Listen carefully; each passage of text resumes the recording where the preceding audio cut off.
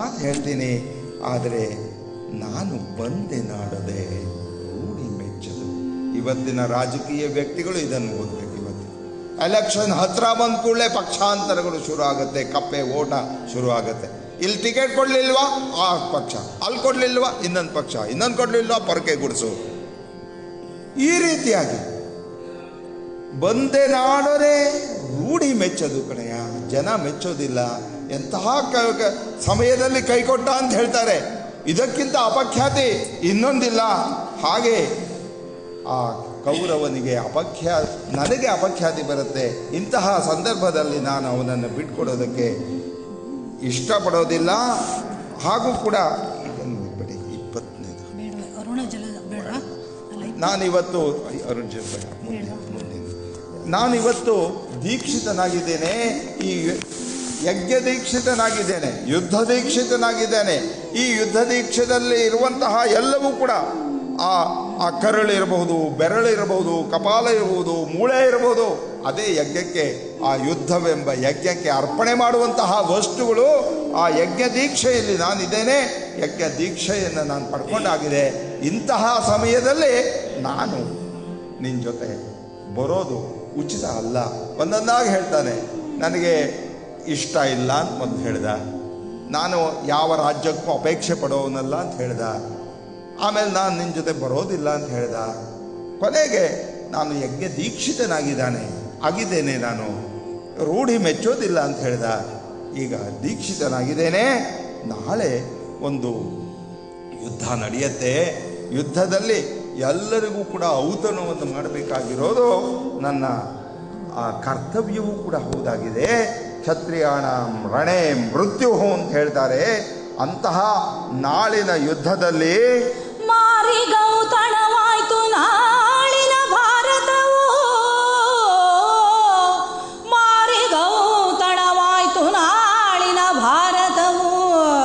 ಚತುರಂಗ ಬಲದಲ್ಲಿ ಕೌರವನ ಋಣ ಹಿಂಗೆ ರಣದಲ್ಲಿ ಸುಭಟ ಕೋಟೆಯನ್ನು ತೀರಿಸಿಯೇ ಪತಿಯವಸರಕ್ಕೆ ಶರೀರವನು ನೂಕುವೆನು. ನಿನ್ನಯ ವೀರರ ಇವರ ನೋಯಿಸೆನು, ನಿನ್ನಯ ವೀರರ ಇವರ ನೋಯಿಸೆನು. ರಾಜೀವ ಸಖನಾಳೆ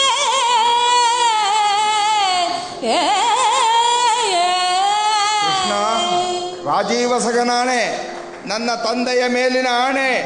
ನಾಳಿನ ಯುದ್ಧ ಮಾರಿಗೌತಣವಾಯಿತು.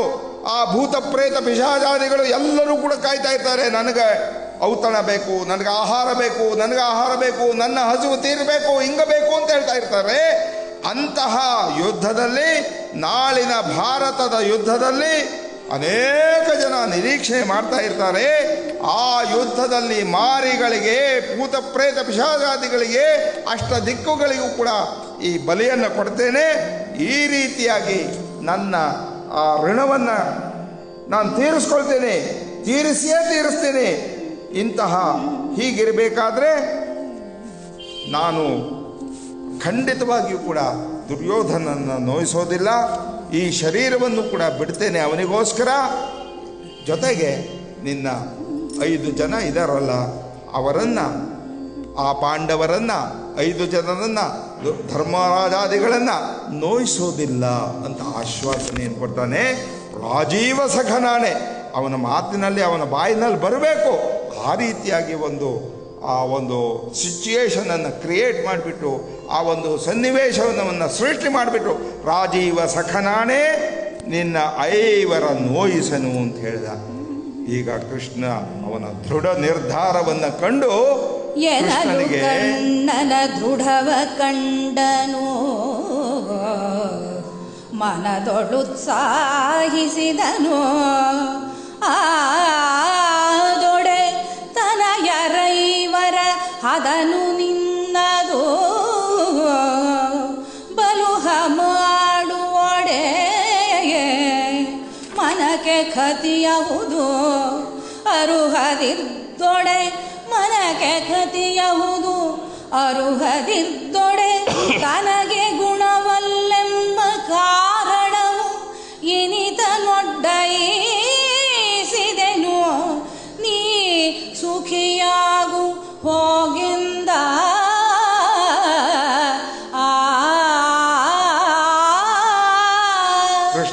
ನೀನು ಸುಖಿಯಾಗಿ ಹೋಗು ಅಂತ ಕೊನೆ ತೀರ್ಮಾನವನ್ನು ಹೇಳಿಬಿಡ್ತಾ ಇದ್ದಾನೆ. ಆ ಕರ್ಣನ ನಿರ್ಧಾರವನ್ನು ಕಂಡ ಮನಸ್ಸಿನಲ್ಲಿ ಉತ್ಸಾಹ, ಎಂತಹ ದೃಢ ನಿರ್ಧಾರ ಇವೆಂದು, ಏನು ಅಚಲವಾದಂತಹ ಭಕ್ತಿ, ಅಚಲವಾದಂತಹ ನಿಷ್ಠೆ ಆತನ ಆ ಸ್ವಾಮಿಯಲ್ಲಿ ಅಂತ ಅಂದ್ಕೊಂಡ.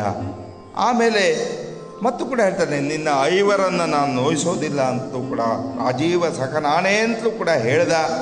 ಮನಸ್ಸಿಗೆ ಒಂದು ಸ್ವಲ್ಪ ಸಂತೋಷವಾಯಿತು. ನೋಡಯ್ಯ, ನಿನ್ನ ಮನಕ್ಕೆ ಖತಿಯಾಹುದ, ಮನಸ್ಸಿಗೆ ಕೋಪ ಬಂದರೆ, ಮನಸ್ಸಿಗೆ ನೋವಾದರೆ ಏನು ಬೇಜಾರು ಮಾಡ್ಕೋಬೇಡ. ಇದ್ದ ವಿಷಯವನ್ನು ಹೇಳಬೇಕಾಗಿತ್ತು, ಹೇಳಿದೆ. ಅದು ನನಗೆ ಗೊತ್ತು, ನಿನಗೆ ಗೊತ್ತಿಲ್ಲ. ಅದಕ್ಕೋಸ್ಕರ ನಾನು ಹೇಳದೇ ಇದ್ದರೆ ಅದು ಕರ್ತವ್ಯಚ್ಯುತವಾಗಿಬಿಡುತ್ತೆ. ಅದಕ್ಕೋಸ್ಕರ ನಾನು ಹೀಗೆ ಹೇಳಿದ್ದೀನಿ ಅಂತ ಹೇಳಿದ. ನಾನು ಕರ್ಣನು ಕೂಡ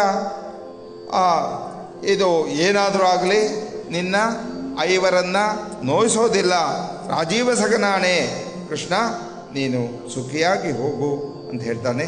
ಕೌರವ ಕಡೆಗೆ ನೀನು ಹೋಗು, ನನ್ನ ತೀರ್ಮಾನ ಇದು ಅಂತ ಹೇಳ್ತಾನೆ. ಮತ್ತು ಕೂಡ ಕೃಷ್ಣ ಕೊನೆಗೆ ಹೇಳ್ತಾನೆ, ಬಂದ ನಾಡದೆ ನೀನು ನನ್ನ ಜೊತೆ ಬಂದರೆ ಒಳ್ಳೆಯದು. ಬಂದರೊಳ್ಳಿತು ಬಾರದಿದ್ದೊಡೆ ಕಂದ ಕೇಳೈ ಮಧುರ ವಚನದಿ ಮಂದಮತಿಯನು ತಿಳುಹಿ ತಮ್ಮಂದಿರಿಗೆ ರಾಜ್ಯವನ್ನು ಇಂದು ಕೊಡಿಸುವುದುಚಿತ ಸಂಪ್ರತಿಗಿಂದು ಸೇರಿಸು. ನಿನ್ನ ಮಾತನು ಹಿಂದೂಗಳೆಯನು ಕೌರವೇಶ್ವರನು, ನಿನ್ನ ಮಾತನು ಹಿಂದೂಗಳೆಯನು ಕೌರವೇಶ್ವರನು ಎಂದನ ಸುರಾರಿ.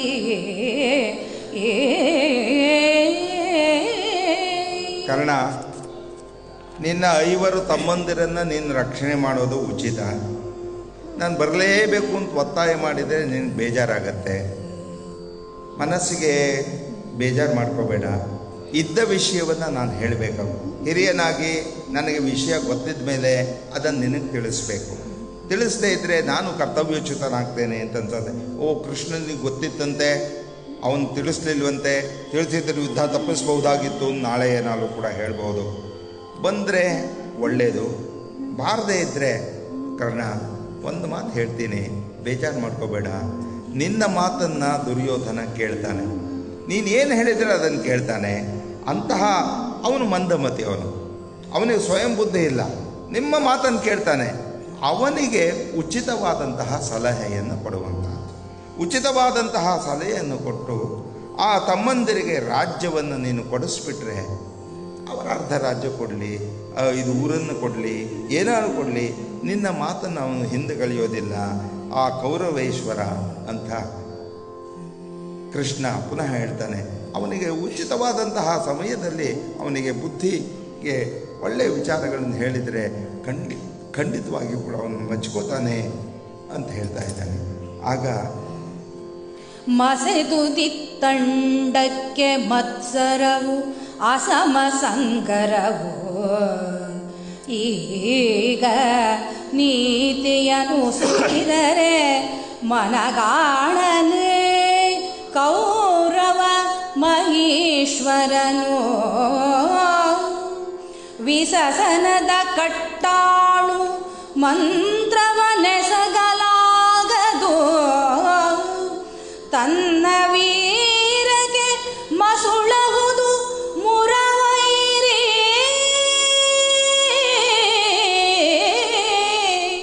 ತನ್ನ ವೀರಗೆ ಮಸುಳಹುದು ಮುರವೈರಿ ಸಂಧಿಯ ನರಿಗೆ ನಾನೆಂದ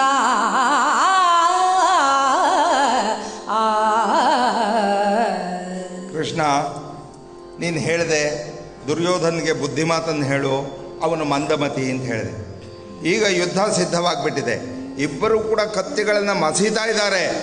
ಯಾವಾಗ ಯುದ್ಧ ಮಾಡಬೇಕು ಅಂತ ತುದಿಗಾಲಿನಲ್ಲಿ ನಿಂತಿದ್ದಾರೆ.